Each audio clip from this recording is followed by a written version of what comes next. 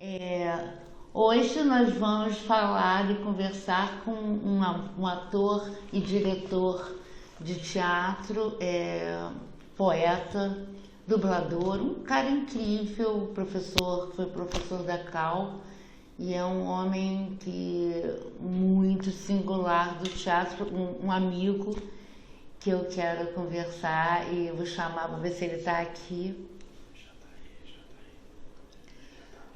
Samir Morar. O caminho justo, o caminho do meio, né? Eu falo muito do meio do caminho, falo muito disso nos meus textos. Eu acho que é um caminho, ele parece fácil, mas ele não é. Né? A busca do equilíbrio, ao contrário, por isso que eu sempre tive muita dificuldade eu sempre itinerei em todas as religiões possíveis, até para poder trazer isso. Oi, Victor, tudo bem? Até para poder trazer isso para o meu trabalho, porque para mim a minha religião é o teatro, é a questão, né, o templo do teatro, assim como a interpretação na televisão, sempre tem uma coisa muito espiritual para mim na questão da atuação, né? Nos meus trabalhos autorais, mais até porque são caminhos um pouco mais urdidos nesse sentido, né? Mas, assim, a minha grande dificuldade de levar uma religião a fundo e continuar dentro do... É porque eu acho que tem algumas explicações que são sempre muito simplistas. E eu acho que a vida não é simples. Quer dizer, não, a vida é simples, a gente é que complica. Eu acho que às vezes eu vou muito na contramão, né? Porque a gente já está vivendo um momento tão difícil que as pessoas meio que querem botar uma camisa cor-de-rosa, como essa que eu botei, e fingir que não estão vendo as coisas acontecerem. Só que não dá. Não dá. Não Quando dá. você vê, por exemplo, Paulo Gustavo morrendo, quando você vê outras pessoas aí maravilhosas, né? Maravilhoso. O Paulo é uma perda insubstituível. Tão cedo não vai aparecer um comediante como ele, que é uma pessoa talhada para aquilo, e um cara bacana, bom caráter, você consegue ver isso nas entrevistas dele. Eu não tive a Sim. felicidade de conhecê-lo, mas acho que ele é uma pessoa absoluta. E aí morre, quer dizer, aí a gente vai dizer, não, cumpriu a missão, era a hora dele. Eu não sei, eu não tenho certeza de nada, de que era a hora, não era a hora. Eu não tenho essas certezas. E acho ótimo, e acho que o artista não deve ter. Assim, a minha opinião é bastante. É um bolo assim no ventilador que espalha, porque eu acho que você simplificou, beleza, então fica na sua, mas dizer que isso é uma forma de ver a vida, principalmente para o artista, eu acho que não é. Não é, mas essa é a minha opinião, eu também não sou dono da verdade, né? Eu acho assim, cara, eu acho que acho que eu acho que a gente tem uma certa carga, né? E eu acho que, na verdade, quando você fala que eu sou intenso, eu acho que o meu trabalho é saber dosar essa intensidade. Você não pode fazer tudo de uma forma intensa, intensíssima. Por exemplo, eu fiz uma novela agora, Gênesis, né? Que é uma novela bíblica, com personagens que têm uma intensidade.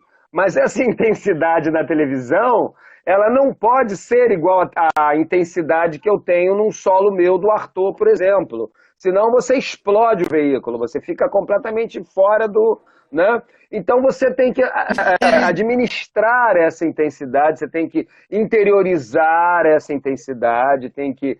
Né? E aí todas essas técnicas que eu venho trabalhando na minha vida e que tem um pé na questão da espiritualidade. Quando eu falo espiritualidade, eu não falo de uma coisa mística.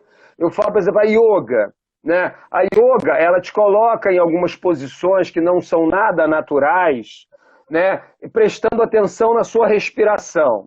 Então eu fiz esse treinamento quando eu fiz o Arthur, depois você leva isso para a cena.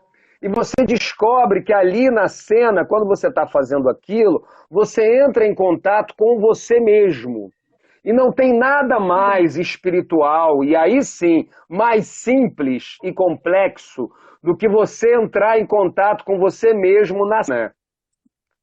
Tá falhando muito ainda? Eu não vou nem Não, perguntar, porque se eu perguntar, você para vai mim dizer que tá bom, tá, e gente. aí não vou saber o que fazer, né? Porque eu já Não, para liguei mim para. é perfeito agora. Pode continuar.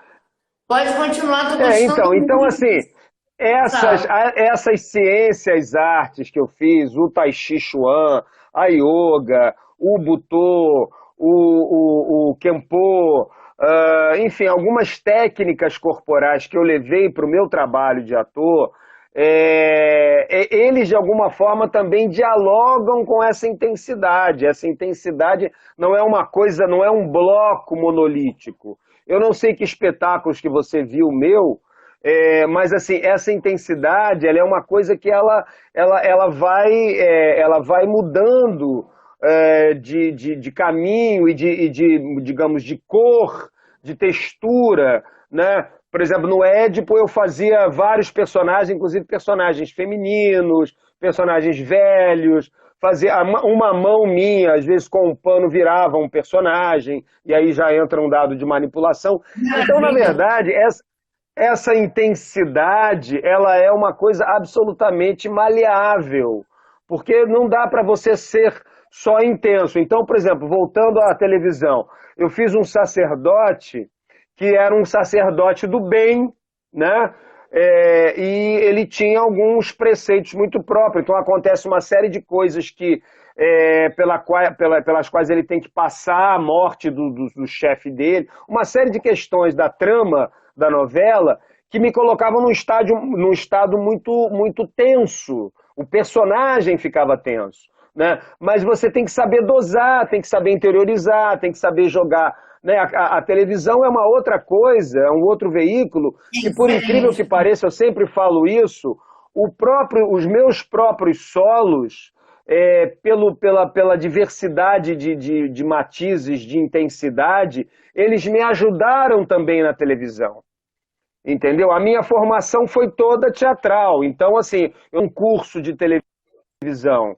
Mas eu sei que na televisão você tem que ficar paradinho às vezes, né? Você tem que ficar absolutamente parado.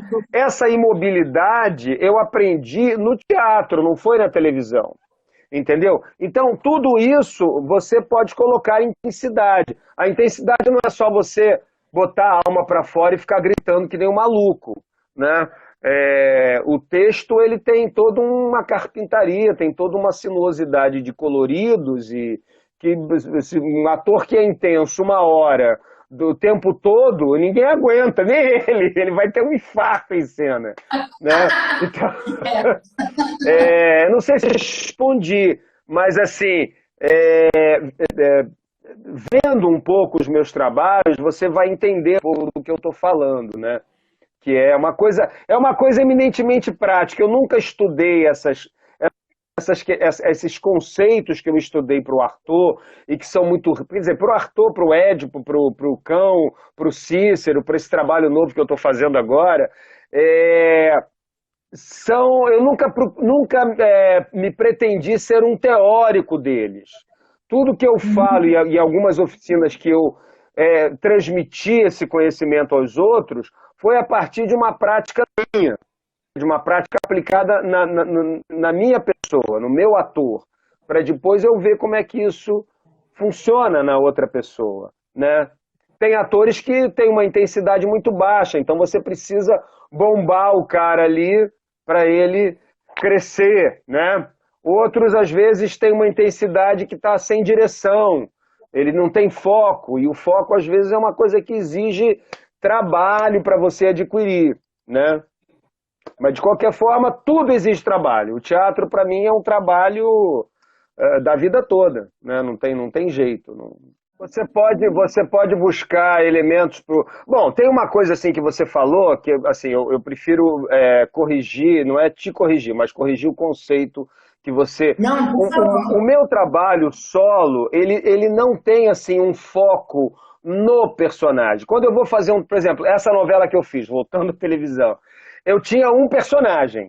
E aí eu defino algumas coisas do meu personagem a partir de filmes que eu vi, a partir das situações, a partir da época que o personagem vivia, né? E isso é um cara do bem, então isso aí já define, é um cara íntegro que você via pelo texto, que era legal conduzir ele nesse caminho.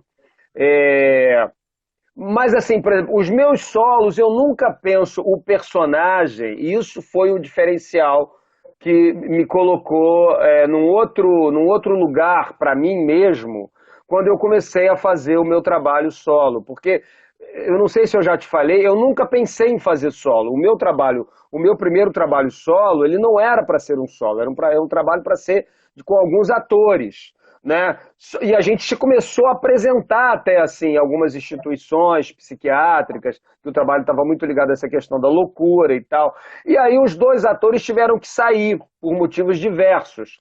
E eu fiquei sozinho. E eu falei, cara, eu não vou jogar agora fora esse trabalho que eu já vim fazendo.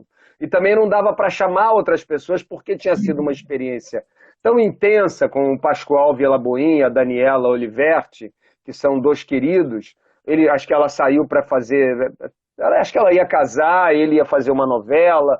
E aí, enfim, falei, cara, não dá para eu chamar outras pessoas, não é um trabalho de substituição, eu vou fazer esse negócio sozinho. E aí eu comecei, como eu não tinha mais um compromisso com estreia, eu comecei a estudar praticamente, fui fazer aula de tai chi, fui fazer uma yoga mais específica, fui estudar alguns conceitos do teatro oriental, e assim, nessa busca, o Arthur, para mim, ele não passou mais ser só um personagem, ele passou a ser uma concepção de cena.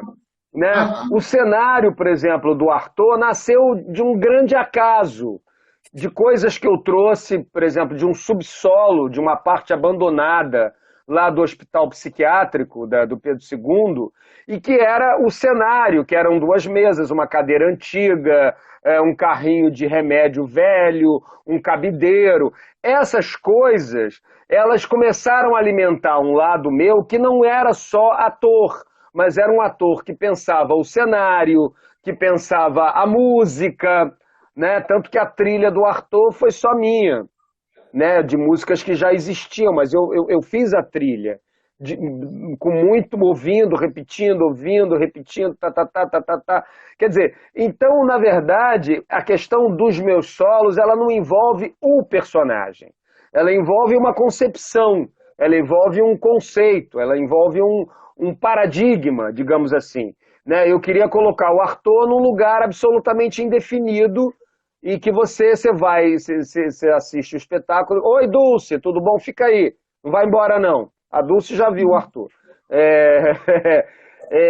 Você não sabe muito bem onde aquilo se passa. Né? É um lugar indefinido. Essa indefinição, para mim, ela é tão importante quanto o personagem. A construção da minha personagem, ela não tem um trabalho propriamente stanislavskiano. É claro que você usa memória emotiva, algumas coisas do Stanislavski, porque o Stanislavski é a formação básica de qualquer ator brasileiro.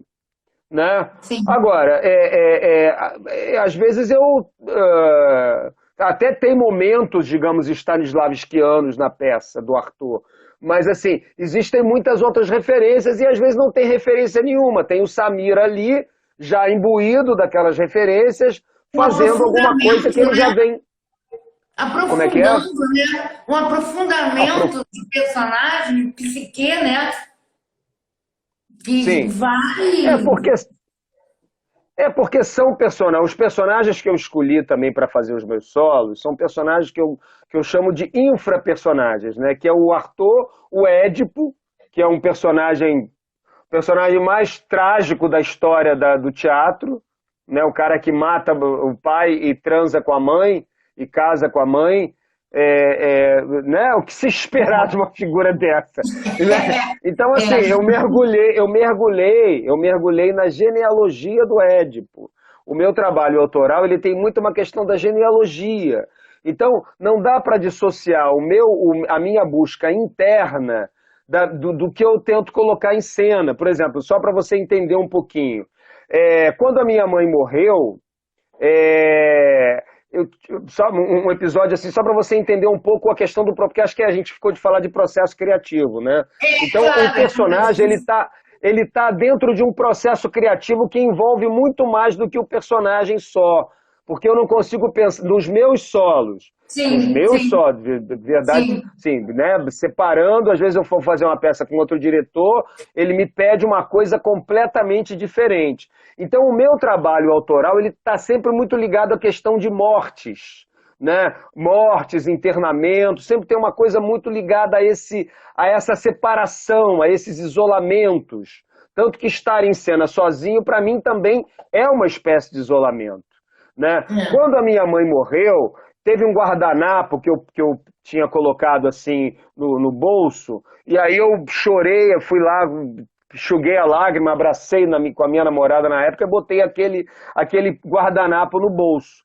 Uns 3 dias depois eu fui pegar aquele guardanapo e tinha uma forma, como se fosse assim, uma figura, quase como se fosse uma gota de lágrima, uma figura angelical segurando um neném. Você conseguia ver isso Olha claramente, isso. um perfil de uma mulher nariguda como a minha mãe, com um véu na cabeça, né? E aí eu falei, caramba, e eu guardei esse negócio na cristaleira aqui da minha casa e ficou guardado ad infinitum. Até que teve um dia que uma faxineira achou que era um Jogou fora. papel velho, pegou e jogou Ai, fora. meu Aí Deus! tudo bem, eu encontrei uma coisa parecida lá em Ouro Preto, comprei, botei na minha plantinha lá, tudo bem, faz parte. Mas aí eu comecei a prestar atenção, eu tomava banho assim, jogava a toalha, e aí eu olhava a toalha fazia uma forma igual àquela, parecida com aquela. Isso Gente, uma começou a acontecer. simbologia, ou de repente uma mensagem, enfim, uma Exatamente. mensagem. Eu não quero chegar no resultado. Eu estou te falando, a gente está falando de processo, né? Aí eu jogava, fazia aquela imagem, falei, cara, eu preciso trabalhar com panos, porque tem uma Olha coisa isso. oriental da minha origem genealógica, de as mulheres com aqueles panos e panos. E eu já falei, eu sempre tive vontade de trabalhar com pano no teatro, manipular pano, jogar. E aí o Édipo, eu comecei a trabalhar com panos. E era uma peça que falava de passado genealógico, né? Mais até do que o Arthur. Falava de passado genealógico. E aí eu comecei a trabalhar, treinar com esses panos, criar formas com esses panos. Isso demanda também todo um trabalho corporal, que exige o Exatamente. agrupamento de algumas técnicas, essa manipulação, né? Eu não vou dizer que eu sou um manipulador, porque eu nunca estudei manipulação, mas eu observei, fiz algumas aulas, e eu comecei, por exemplo, tinha um personagem, uma cena do Édipo, que eu dialogava, era o escravo que pegava ele, e ele conversando com o escravo que ele havia capturado, que já é uma licença poética que eu fiz a partir do texto do Sófocles. Quando ele mata o pai, fica aqueles três, sobrevive lá um escravo e tal, e esse escravo é o escravo que tinha levado ele pequenininho para ser pendurado na árvore. Só que eu dei voz ao escravo, eu criei um texto para o escravo, Ai, a partir que dessa lindo. questão original dos panos que começaram a aparecer na minha casa. Pano e pano e pano e pano. Falei, cara, eu tenho É que uma começar mensagem. a Exorcizar esse exorcizar esses medo. panos. Então o processo criativo, ele às vezes não parte do personagem. Ele parte de uma ideia viva que está acontecendo na sua vida. Eu posso dizer até que a leitura que eu fiz com Isaac Bardavi, fazendo o Édipo aí em Niterói, num Ai, que ciclo de maravilha. leituras que ele organizou, tenha influenciado a minha escolha de fazer o Édipo. Mas, claro, tudo influencia. Foi o pontapé inicial, mas o aprofundamento dessa pesquisa e a relação toda aí depois foi um processo de muita investigação, de muito estudo, de muita pesquisa, né? E que resultou, tá aqui, ó, nesse livrinho, que é o Olha que texto da maravilha, peça, gente. que até É hoje isso. está à venda. Ainda existem alguns exemplares. Então, na verdade, Marília, eu vou te dizer uma coisa, eu não consigo separar. A questão do ator tem uma coisa muito técnica, né? Quer dizer, para mim, a minha profissão, eu me trabalhei para ser ator, né? Mas eu acho que as minhas criações autorais de teatro, elas são poéticas. Eu não estou colocando isso como uma coisa melhor ou pior do que um teatro realista, por exemplo. Mas eu acho que as minhas criações cênicas, o Arthur, elas são poemas cênicos, é como eu intitularia as minhas criações. São poemas Sim. cênicos. E eu, nessa questão da criação, eu também escrevo, né? Eu escrevi, assim como eu escrevi os meus textos de teatro, eu escrevi alguns poemas ao longo da minha vida, né? Eu escrevi poemas. Na verdade, antes de eu atuar, eu já escrevia, né? Eu me lembro quando eu comecei a fazer, eu fiz um ano de comunicação na UF, eu tinha um professor de literatura e eu levei alguns poemas meus para ele ver. E eu não era ator ainda, eu tinha atuado numa peça só, lá na cidade onde eu nasci, num cursinho que eu tinha feito lá, e nunca mais eu tinha tido contato com teatro. E eu queria ser ator. Mas assim, a poesia, a escrita, apareceu na minha vida antes da arte da atuação, até por uma oportunidade, porque não existia teatro na minha cidade. Eu era um rato de cinema, eu adorava ir ao cinema. Para mim, a questão da atuação estava ligada ao cinema e, naturalmente, também à televisão. Mas eu gostava mais do cinema. Então, assim, a questão da escrita, da música, né, ela apareceu antes. Então, assim, o Retorno de Netuno, ele foi um resgate meu de muita coisa que estava na gaveta. Aqui você tem poemas meus que eu escrevi quando eu tinha 20 anos, tem poemas meus que eu escrevi quando eu tinha 40 anos, tem músicas que eu fiz, que aliás vão ser colocadas daqui a pouco no YouTube, letras de músicas que eu compus de um jorro só, assim, quando eu tinha 25 anos, e depois eu nunca Nossa, mais compus. Tem alguns contos também que eu escrevi mais ou menos nessa fase. Então, assim, isso tudo eu fiz em função da pandemia. Eu falei, cara, ou eu faço isso agora, ou eu eu não ia vou te fazer perguntar nunca mais, isso. porque Eu ia te foi perguntar. exatamente há um ano atrás. O livro foi lançado em maio do ano passado, né?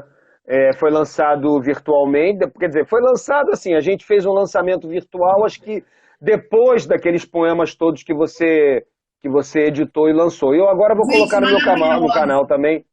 Vou pegar todos, porque tem alguns que não entraram, por uma questão de tempo, né? Aí eu vou pegar todos e vou colocar e vou avisar os artistas. Aí nós fizemos um lançamento virtual, acho que em junho, julho, não sei. E até hoje eu não fiz nenhum lançamento ao vivo, entendeu? Então, assim, ainda tem vários exemplares ainda, né? Eu vendi Nós temos que fazer bastante. isso. Nós temos que Hein? adquirir isso. Nós temos que ter esse Eu também material. acho, eu também acho que você devia Todo adquirir. mundo. Muito. Todo mundo, inclusive. Não estou puxando o Quanto mais saco, gente. não. Eu acho incrível. Não! Você é Olha, um posso ler? gênio. Posso ler um poema? Posso ler um Leia! poema, já que a Eu gente ia está te falando pedir do. isso. É. Eu abri aqui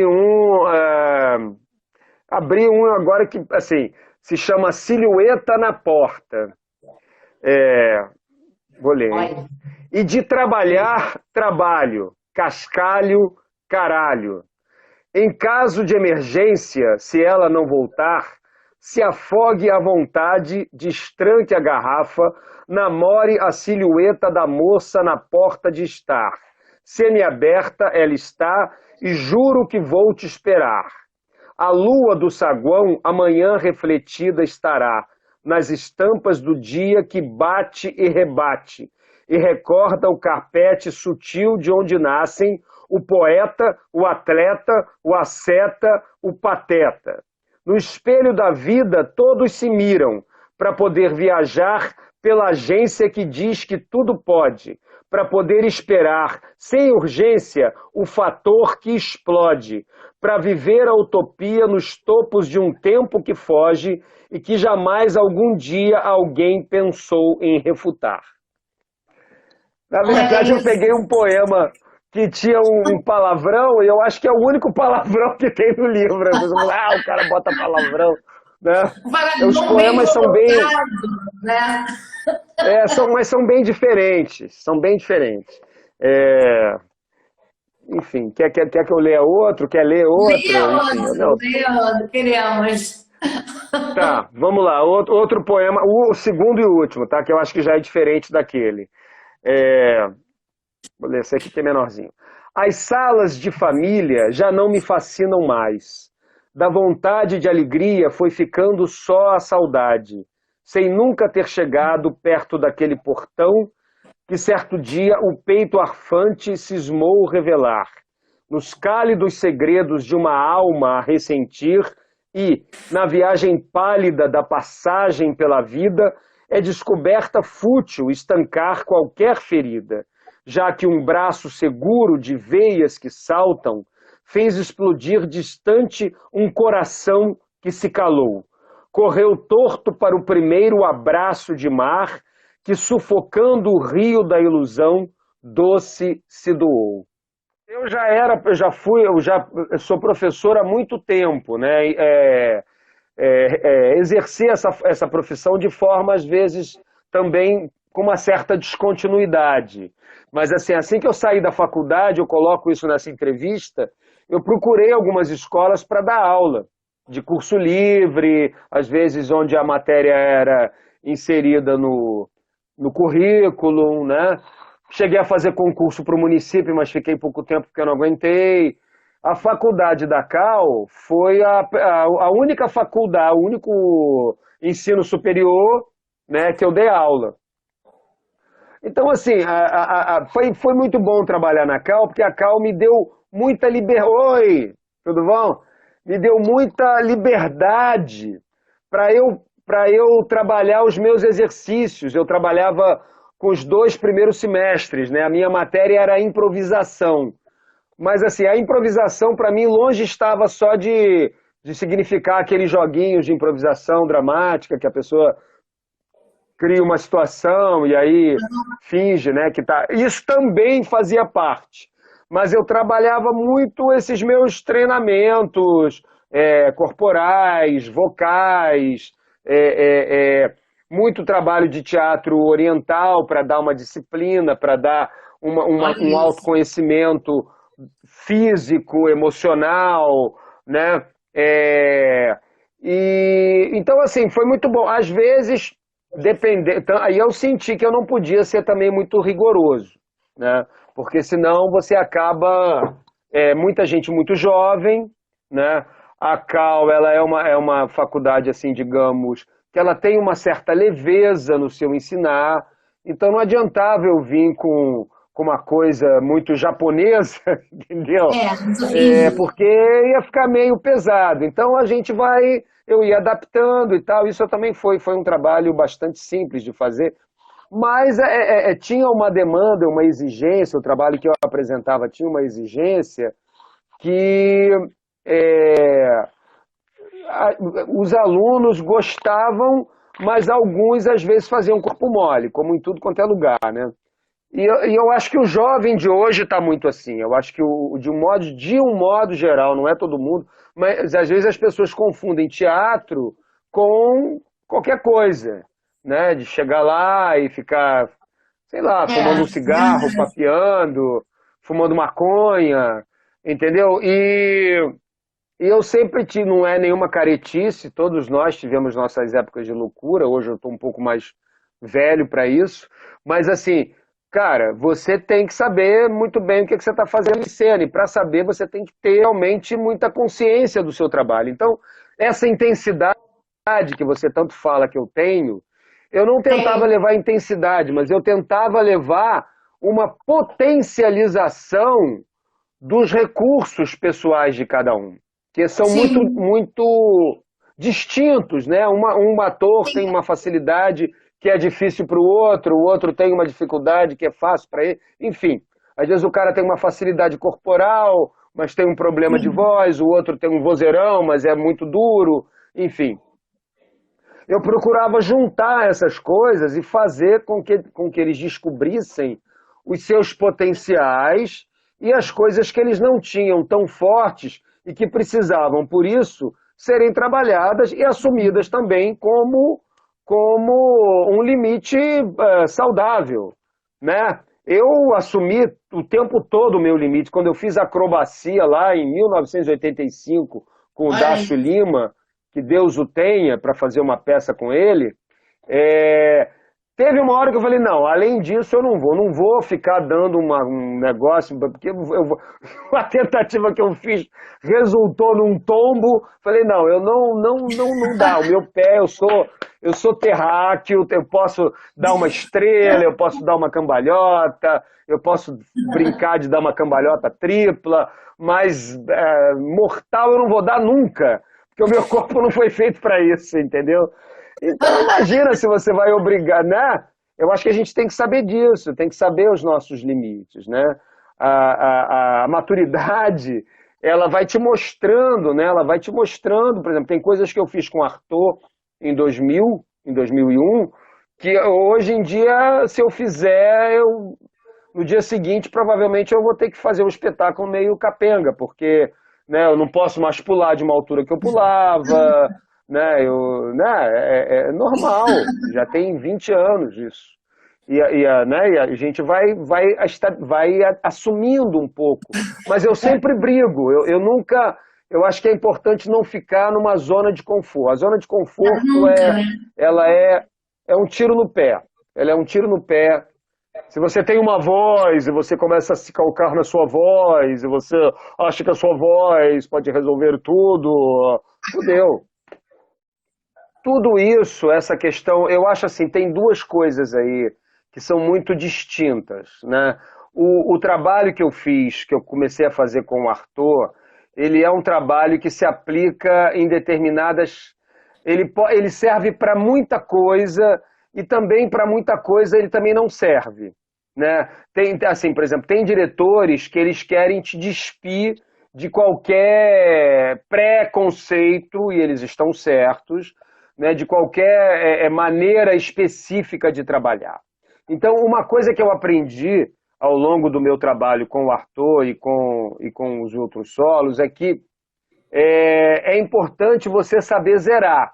Tem diretor que quer que você não saiba nada, que você faça o jogo dele, que você aceite a direção dele sem que você fique colocando o seu conhecimento, a sua opinião, as suas verdades pessoais. Isso eu coloco na entrevista. Isso eu aprendi com a maturidade.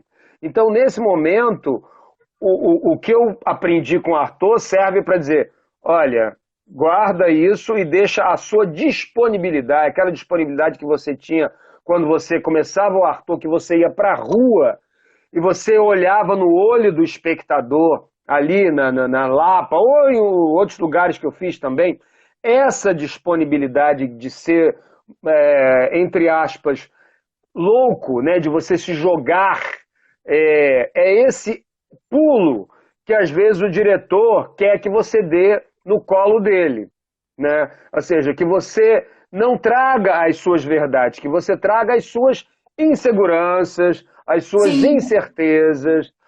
Eu acho que essa posição para o ator é a melhor posição.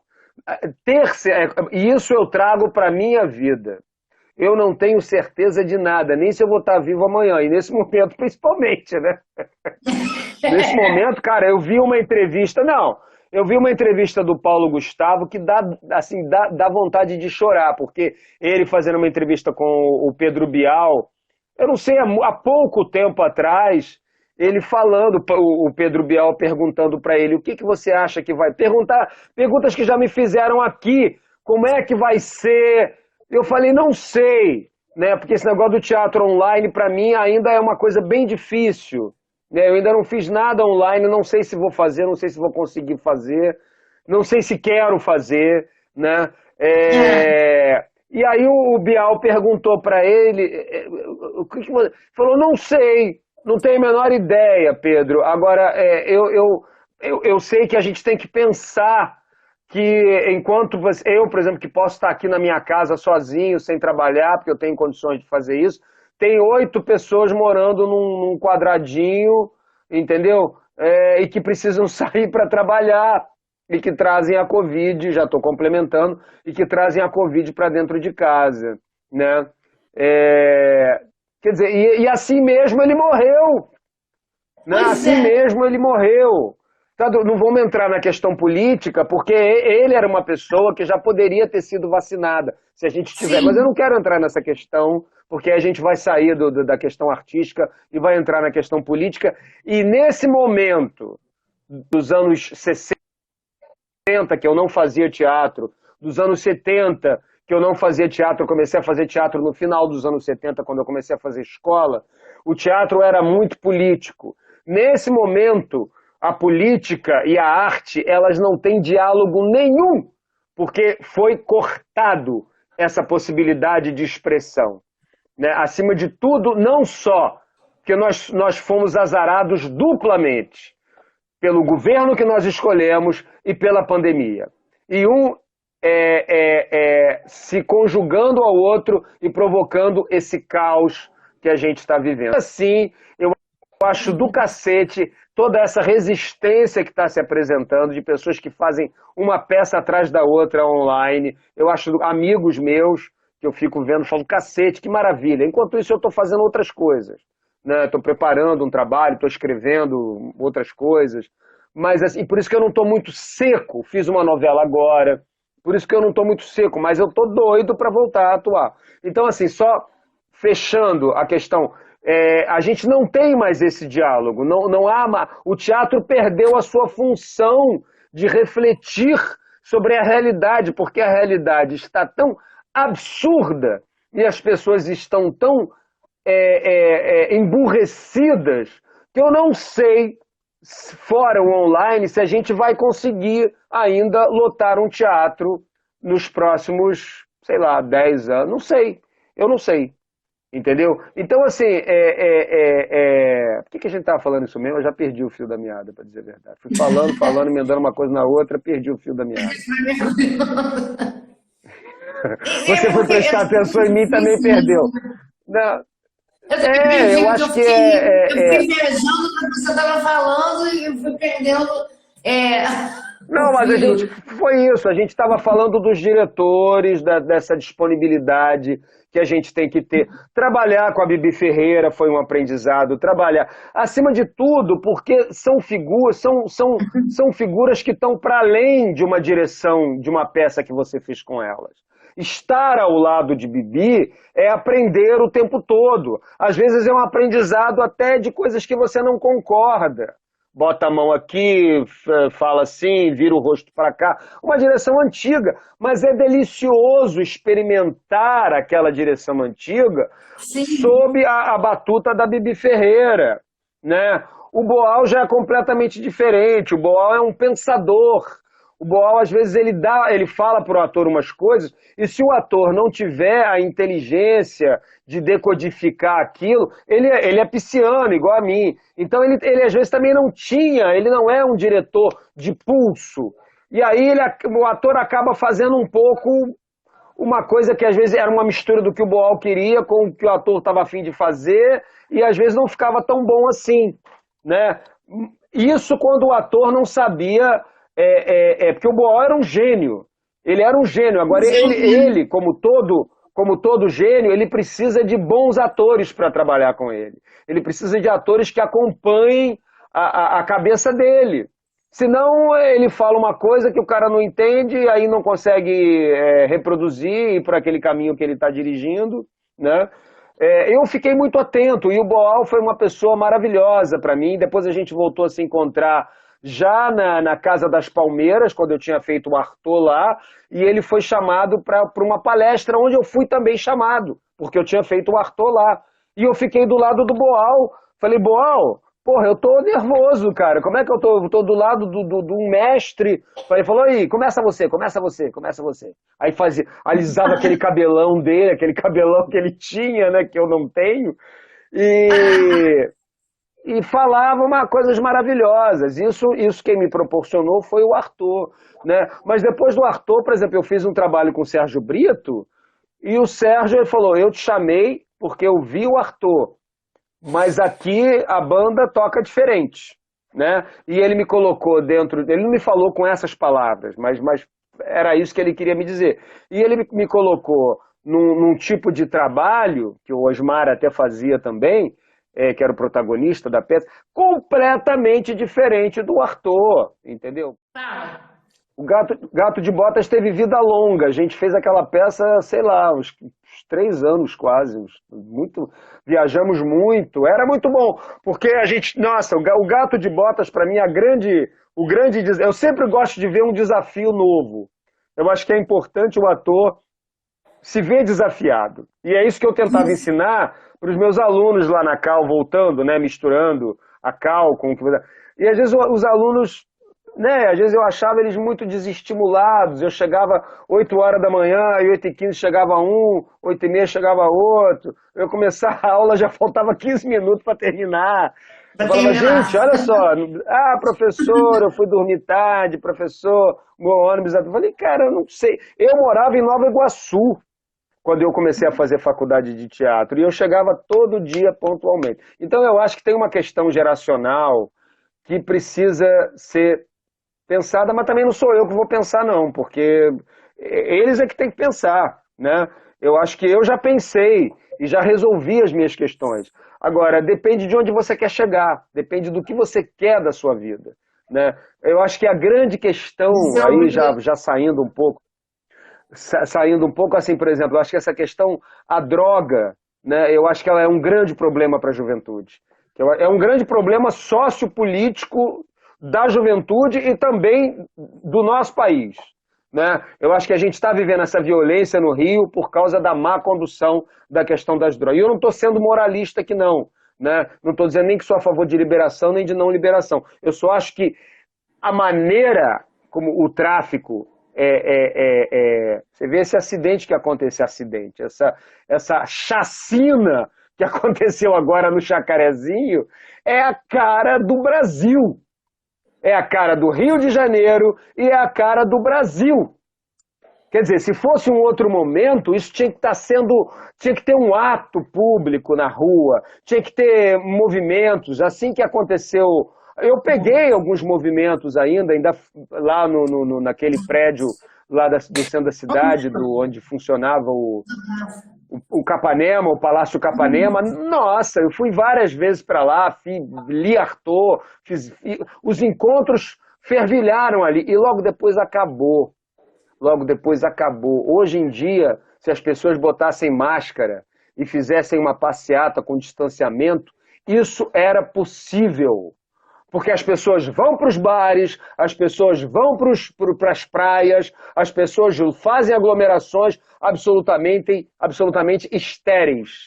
E as pessoas não fazem uma manifestação contra toda a série de injustiças que elas estão sofrendo diariamente. E aí essa podridão que é a política do Brasil se fortaleceu de um jeito e o brasileiro comum se enfraqueceu de um jeito que hoje eu realmente não sei mais a que país eu pertenço.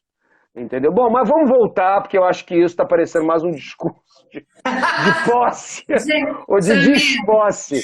Né? Deixasse aí uma Tchau, mensagem. até logo. Olha só, não é National Kid, né? Até logo. O que eu quero dizer é o seguinte, eu tenho aproveitado as minhas noites, depois que eu faço tudo que eu tenho que fazer, eu me prontifiquei. Existe uma locadora, só estou colocando isso como uma referência, uma locadora do Cavi Borges, aqui na Cobal, que tem filmes absurdamente preciosos. Eu sou apaixonado por cinema, apaixonado. E assim, eu tenho visto quase um filme por dia. Uma coisa que eu sugiro que as pessoas façam ainda nesse momento tão difícil tentem ampliar a sua cultura. Leiam aquele livro que você se prometeu ler, que você nunca conseguiu ler, seja por que motivo for, se for o meu, melhor ainda. Mas assim, independentemente disso, leia um livro, veja um filme, tem muita coisa, mas não fica assim, preciso ver alguma... Não, eu quero ver um filme do Fellini. Né? Não sei como é que você vai encontrar um filme do Fellini, mas deve ter, no YouTube deve ter, na Netflix deve ter, e se não tiver, tem no Cavi. No Cavi tem todos os filmes do Fellini, só que o Cavi é aqui no Rio de Janeiro, não sei se todo mundo que está assistindo a live é de Niterói, mas cara, eu divulgo o Cavi porque é a única locadora que existe no Rio de Janeiro, quiçá no Brasil. Eu não Olha sei. isso. Mas, oi, e aí, André, tudo bem? Entrou um outro amigão aí. Muito, muito obrigado. Pena que você chegou já no final.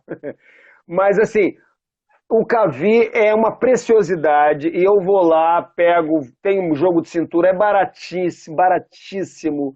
A gente gasta tanto dinheiro com tanta bobagem. Você aluga um DVD Isso é a verdade. R$ 8.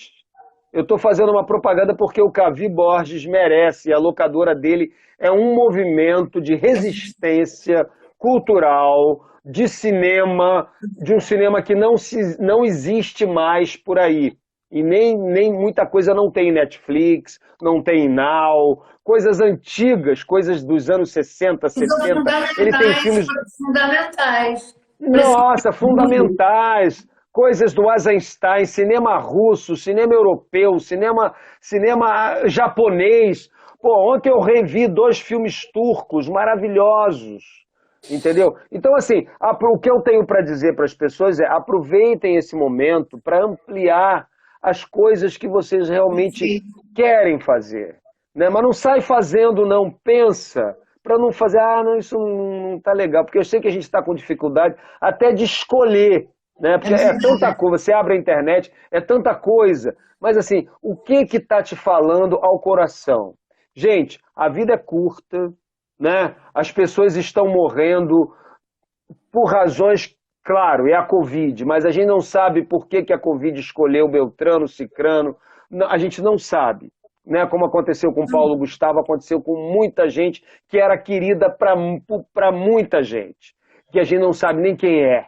Né? Lembram lá do início da pandemia, lá em Manaus, quando tiveram que abrir covas e mais covas, que não tinha mais lugar para enterrar as pessoas. Essas pessoas, todas, elas tinham importância para alguém. Então, elas tinham importância para alguém e quem ficou certamente está sentindo a falta. Então, assim, façam da vida de vocês alguma coisa que vale a pena passar por esse momento difícil, porque senão não vai adiantar nada você ter sofrido tanto, sofrido tanta Verdade. abstinência de tanta coisa, entendeu? Para chegar do outro lado e ser a mesma pessoa. Algum sentido, eu não sei qual Uma é, grande e mudança. também não estou com o menor saco de saber, porque para mim a vida não tem sentido. Entendeu? Agora, alguma coisa a gente tem que aprender com essa porra. Essa É é a isso minha aí. palavra final.